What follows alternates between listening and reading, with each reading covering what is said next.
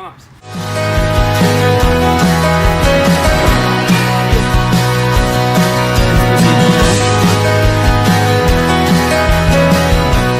Je vais parler dans le vide. Fait que là, jusqu'à présent, on est pas mal dans une journée moins atypique régulièrement, là, justement, vu qu'on filme, mais comme feedback à donner aux gens qui ont de la difficulté à avoir des bonnes habitudes de vie, soit s'entraîner, bien manger ou...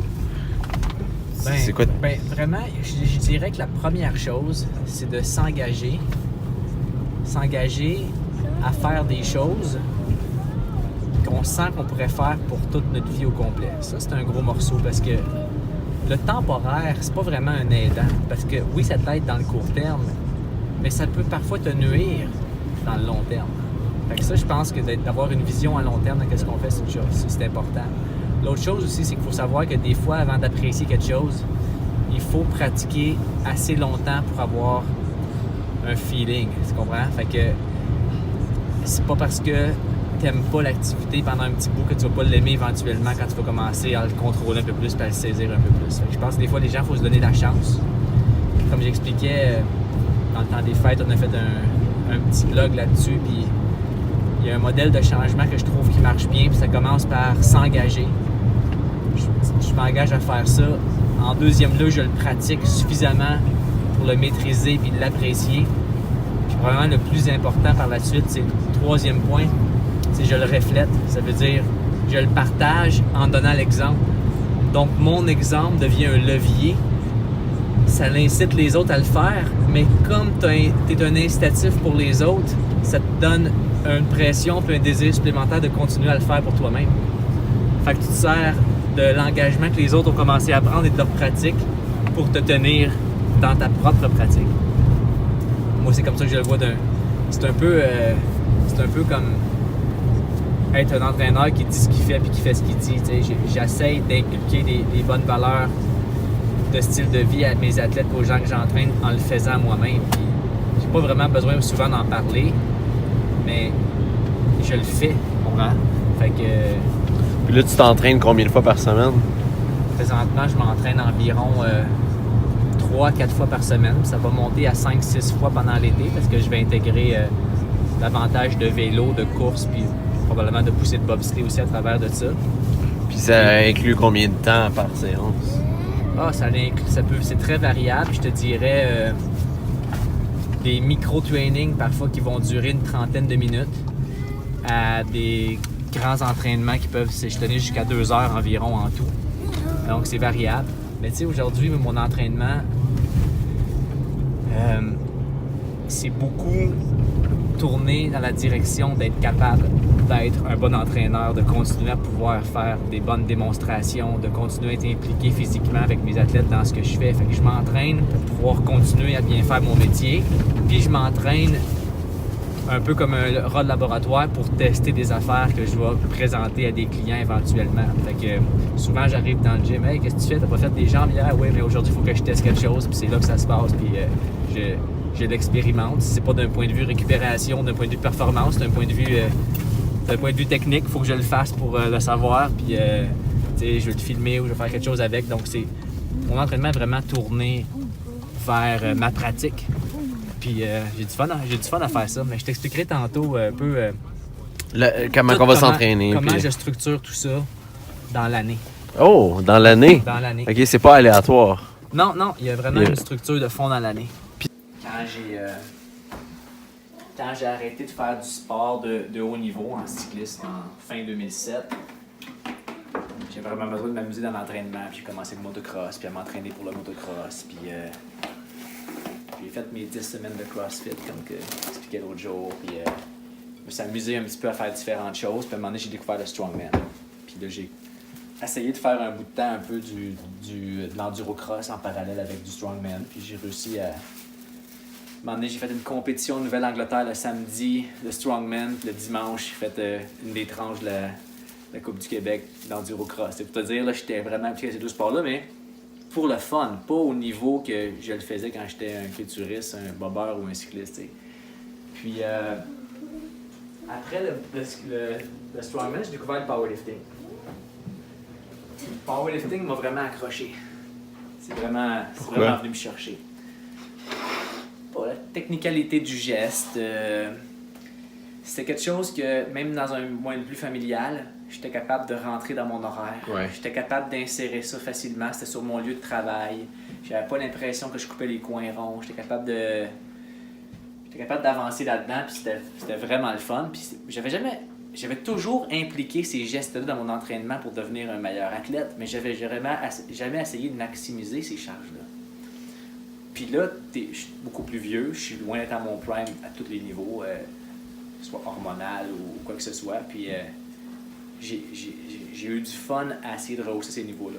Le problème que j'ai découvert après 9-10 mois de powerlifting, c'est que dans mon travail, j'ai besoin de faire des démos d'exercices dynamiques, pliométriques. J'ai besoin de faire des fois de l'haltéro, j'ai besoin de faire des sauts, j'ai besoin d'embarquer sur mon bike, j'ai besoin de suivre du monde, j'ai besoin d'avoir une forme physique, j'ai besoin d'avoir une condition physique. J'ai réalisé que faire tant de powerlifting dans l'année, au fil des ans, à un moment donné, je vais avoir de la misère à bien exécuter ma job de préparateur physique. C'est trop exigeant système nerveux. Exactement. Ben non, c'est que c'est pour aller chercher le kilo de plus, le livre de plus, il faut que tu passes du temps. Puis pendant que tu fais ça, ben tu peux pas faire... À un moment donné, tu peux pas te diversifier autant puis réussir à aller chercher ce edge-là. Fait que ça me dérangeait un peu. Puis l'autre chose qui me dérangeait, c'est que la façon que c'est fait les saisons, puis comment je m'alimente, comment je vis dehors versus en dedans, ben c'est ça. Dans le fond, dans le powerlifting, qu'est-ce qui arrive, c'est que là, en plus que pour aller chercher le edge de plus, je veux pas, fallait que je coupe un petit peu en quelque part dans les autres choses qui me permettent parfois de faire des exercices, des mouvements qui sont complètement en dehors de ce schéma de mouvement spécifique-là. Puis l'autre chose qui me dérangeait, c'est que j'avais besoin de performer en powerlifting en été. Parce que les régionaux sont beaucoup là. Puis à l'automne, les provinciaux. Puis un peu plus en hiver, les nationaux. Puis moi, en été, je suis sur la piste d'athlétisme. Je suis sur la piste de bob. Je suis au vélodrome. Je suis dans la rue pour faire différentes drills. Fait que j'ai besoin d'avoir cette forme-là en été. Puis en même temps, faire des entraînements à l'intérieur dans l'été, quand j'ai autant d'opportunités de faire des entraînements à l'extérieur. Fait que moi, j'ai décidé de prendre un été où j'allais vraiment solliciter l'entraînement un peu plus spécifique par rapport au déplacement, pliométrie, saut, course, vélo. Puis à l'entraînement, au maintien des autres qualités. En automne, septembre, octobre, novembre, décembre, j'allais faire de l'hypertrophie, du bodybuilding, de l'hypertrophie fonctionnelle, du GPP, dans le but de, au fil des ans, dans le vieillissement, tout ça, garder une masse musculaire qui me permet de conserver d'autres qualités par la bande. Qu'en janvier, février, mars, j'allais faire le powerlifting parce que j'aime ça, mais comme il n'y a pas beaucoup de compétition, j'allais travailler sur rehausser mes propres standards à moi, parce que dans le fond, j'ai pas besoin de le faire sur une plateforme, mon lift, je peux le faire chez nous, puis quand même avoir une satisfaction. Puis utiliser mars, avril, mai, juin pour faire du travail de puissance, faire du travail de vitesse, faire du travail préparatoire à mon été. Puis dans mon été, bien, à côté de mon travail de course, de vélo, tout ça, bien, en salle d'entraînement, je vais faire du maintien, puis je vais me servir d'équipement de strongman pour faire ça, je vais me servir de l'haltérophilie pour faire ça, je vais me servir de différents trucs. Fait que je vais rentrer en salle de muscu moins longtemps, moins souvent. Puis ce schéma qui suit les saisons-là un petit peu, va me permettre de garder ma forme puis mon potentiel pour pouvoir continuer à être impliqué physiquement dans mon travail au fil des ans.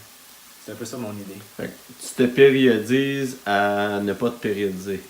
En fait, c'est un peu ça. Non, ben tu périodises ton entraînement à l'année pour que ça fitte dans ta convenance.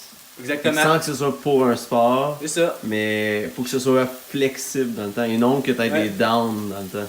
C'est ça. Ben, c'est sûr que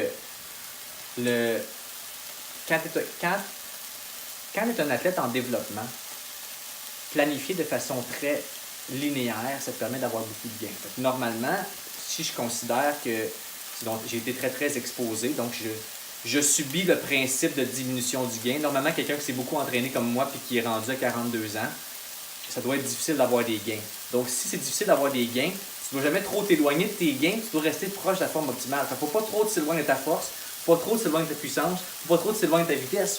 Faut que tu sois prêt parce que ça demande beaucoup plus de complexité d'entraînement d'évoluer quand tu as été très saturé, tu as tout servi des outils déjà dans le passé. Déjà fait. Mais moi, je veux pas appliquer ce principe-là parce que dans l'entraînement, quelque chose qui est important aussi, c'est mon plaisir, ma satisfaction, ma convenance, puis le côté pratico-pratique de mon métier. Puis à cause de ça, je me permets peut-être de faire un compromis au niveau de mes gains de force, un compromis au niveau de mes gains de puissance, mais ça me permet de faire l'activité qui convient à la saison dans laquelle je suis, puis dans quel mood que je suis à ce moment-là. C'est comme si ça avait des saisons, un peu. C'est des saisons. Mon automne, c'est mon hypertrophie, mon bodybuilding. Mon hiver, c'est ma force. Mon printemps, c'est mon power. Puis mon été, c'est mon maintien des qualités précédentes avec le travail spécifique des différentes disciplines dans lesquelles je suis le plus impliqué. Puis trouves-tu que ça jumelle bien? Oui, tu fais ça pour justement que ce soit optimal la saison, mais est-ce que tu trouves que c'est des bons objectifs à ces saisons-là, comme dans le fil du temps? Moi, par exemple, pour quelqu'un qui s'entraîne, qui n'a pas de date butoir, qui n'a pas un objectif, mettons un ami qui a fait du sport dans le passé puis qui a le goût de s'entraîner, mais qui n'a pas vraiment d'objectif, de dire à cette date-là, je cours un 5 km, ou cette date-là, je fais un meet de powerlifting ou strongman. 100%, je l'encourage à jumper dans un modèle comme le mien. Mon alimentation suit les saisons. Je mange bien plus de fruits et légumes en saison que j'en mange en hiver. Je mange bien plus de légumes racines à ce temps-ci de l'année que j'en mange jamais à un autre moment. Je mange peut-être un peu plus de viande en hiver, un peu plus de gras, un peu plus de produits laitiers, beaucoup plus d'eau, puis de produits juteux, puis du moment en été. On est dans un hémisphère nord. Faut vivre un petit peu avec notre environnement, tu sais. Puis voir qu'est-ce qui... Puis je pense que tu l'as testé aussi plus qu'une fois. Ben, je l'ai testé, je veux dire. Ultimement, c'est un cycle qui prend un an à faire. D'une année à l'autre, les choses changent, évoluent. Mais là, cette année, ça a l'air de ça. Cette année, c'est ça. Puis moi, je pense que c'est un modèle qui va... Moi, je veux faire mon métier toute ma vie. Je veux faire ça tout le temps. Fait que je pense que c'est un modèle. Probablement que c'est un modèle qui va évoluer, là. Je suis loin de vouloir me mettre dans un cadre, m'imposer un cadre qui me plaît plus, là. Okay? Mais c'est ça. J'ai le goût de le vivre comme ça. Puis le compromis, c'est peut-être pas synchroniser mes pics de force avec quand il y a des compétitions de powerlifting ou de strongman, quelque chose comme ça, mais ça me permet de vivre ce que j'ai le goût de faire au moment où j'ai le goût de faire, conserver ma forme. Moi, je trouve que c'est vraiment une formule gagnante, là. C'est vraiment une formule gagnante.